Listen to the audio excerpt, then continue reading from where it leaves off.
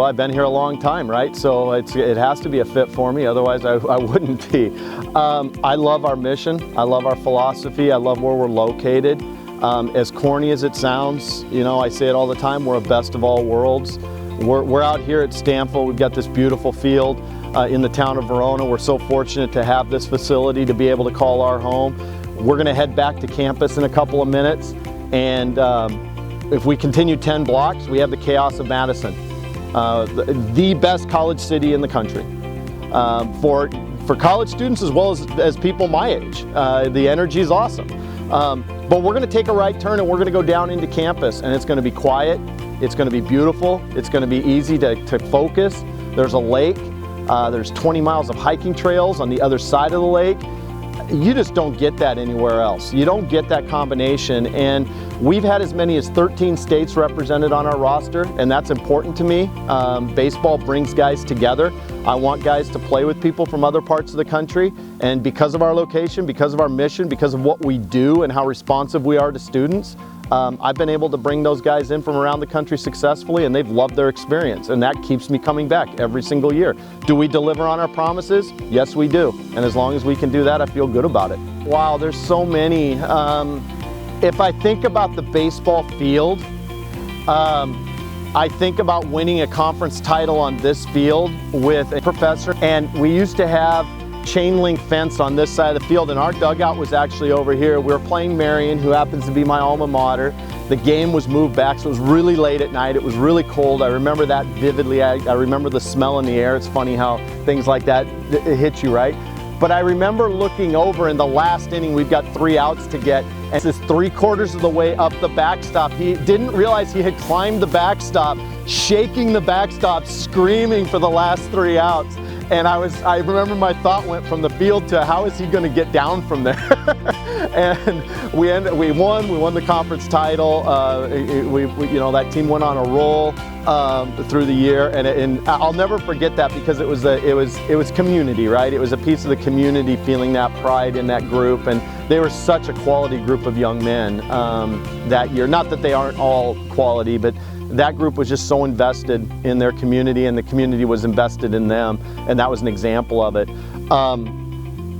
You know, this is going to sound strange, but another thing that keeps popping up every year that's an incredible sense of pride is we have an alum, and I'm not going to share names, but when he came to college, his mother was diagnosed with cancer, and she was given a very short window to survive. She still writes letters to our team to this day. 19 years later, is a survivor, writes letters to our team to tell them how important their moments, their wins are, because she lives it. That's when we talk about family, that's family, right? They pray for her, and in turn she's praying for them, and that's what it's about. And it's those things that give me the most pride. And then the babies that they're all having, that's kind of the cool part too. Tons of alumni now having babies and stuff, and that's always fun. There's probably 2 things there that I want to hit on. I mean, first of all, there is the alumni piece that, again, I think it's when people feel they're valued. We don't always disagree. I bump heads with my players and my alumni all the time. I mean, you know, I can be as pig-headed as anybody, and I can say things I regret, and I mean, that's human traits. We do that.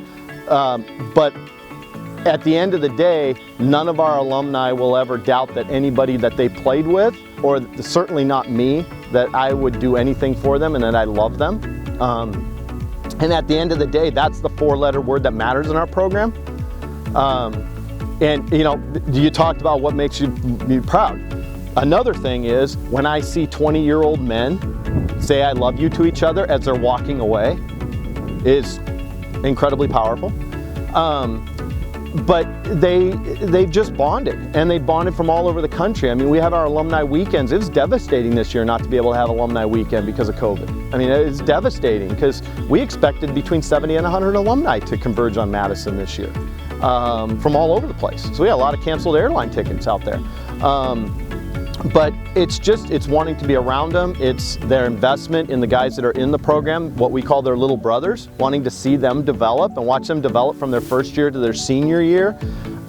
We get all the time, Coach, how can I help? Do you have anybody looking for a job? That kind of thing. And it just really starts with, again, that 4-letter word of love that they started to build here with each other, and it's just continued on through their friendships and through family. And it's funny because their wives and stuff like that, even my wife will comment on the fact that, so am I a part of the family now? Like when they get married, like am I a part of the family? And it's like this Godfather thing, right? Like, am I a part of, yep, you are, you married into it. You got to accept him and him and him and all their quirks, you know? And that's awesome. But then the other piece too is when you look at our coaching staff, everybody on our coaching staff is a teacher. And I don't think people realize that. That's not accidental, that's intentional. My coaches love to teach. They love to roll up their sleeves and teach and develop. They're trained professional teachers. They're classroom teachers that happen to be baseball coaches that love the game of baseball. And I think that's a very important thing. It doesn't mean that there aren't really good baseball coaches that can teach, because certainly there's those people as well. But for us, what we found has been really successful for our guys' development is coaches that are teachers first, and that's their first love with baseball. Because now it doesn't just become performance-based and stuff like that, it's process-based. It's about moving you forward in your development to your potential, because that's what teachers do. That's what we do by nature as a teacher, is it's moving you from point A to point B in your development. And we use measuring sticks, but it's not about you have to perform at this level or we replace you. And I think sometimes we can get caught up in that in sports. And everybody, you know, we've all had the sophomore slump. We've all had those kind of things, but it doesn't mean that I don't have a year, I'm not a year away or an at-bat away from being great.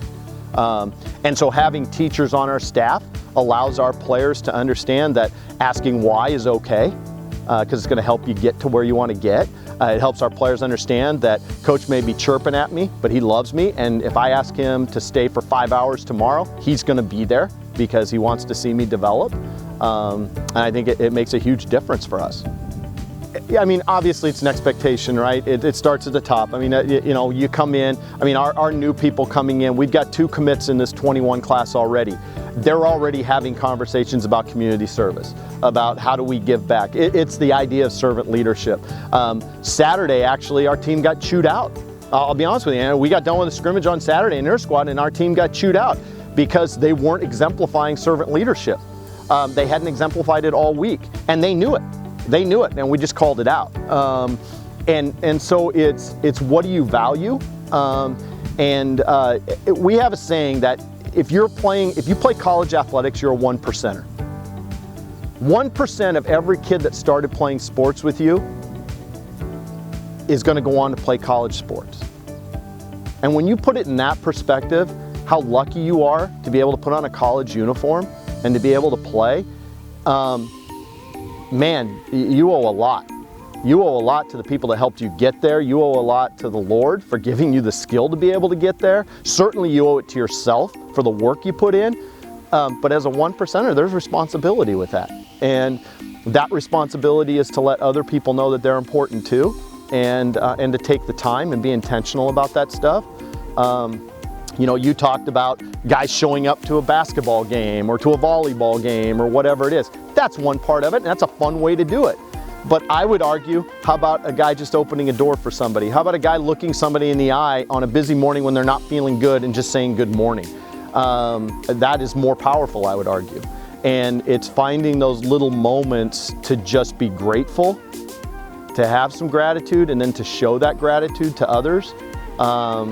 That's something that it's a part of, it's that 360-degree approach, because believe it or not, the more I show gratitude, the easier my job is. I don't silo as much. And when our guys realize that, they're like, oh, this is a lot more fun. So we do not use team captains within our program. We use what we call leadership council. It's not an unusual concept. Other places use it. But our leadership council can be made up of a member from any class within our program. And we have a strong belief in our program that discipline, that accountability, that success does not come top down, that it's horizontal. It goes across the organization.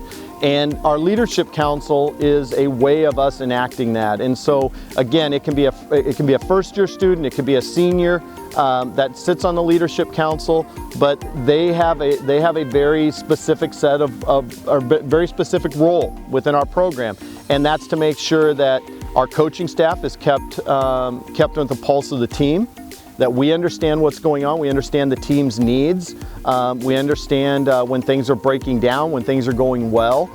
And then on the other side, they act as a conduit from the coaches as well to make sure the team understands communication. We don't want to take for granted that just because I say something, it's clearly communicated to a sophomore in my program. My leadership council's job is to make sure that that sophomore understands what the expectations are and that they're clear on what we've communicated in their language. And then of course they're going to handle things that happen throughout any normal season. You're going to have ups and downs, you're going to have conflict that happens within a team, you're going to have just difficult times that happen within a season, and we want to prepare that council through educational components, through classroom sessions we have with them. We want to educate them to be able to handle those situations and navigate that with their team, and not have to have the coach intervene just because I'm the one that has 30 years of experience. I'm not the one in the trenches with them all the time, and that leadership council is. And so they have to be empowered to have ownership with that.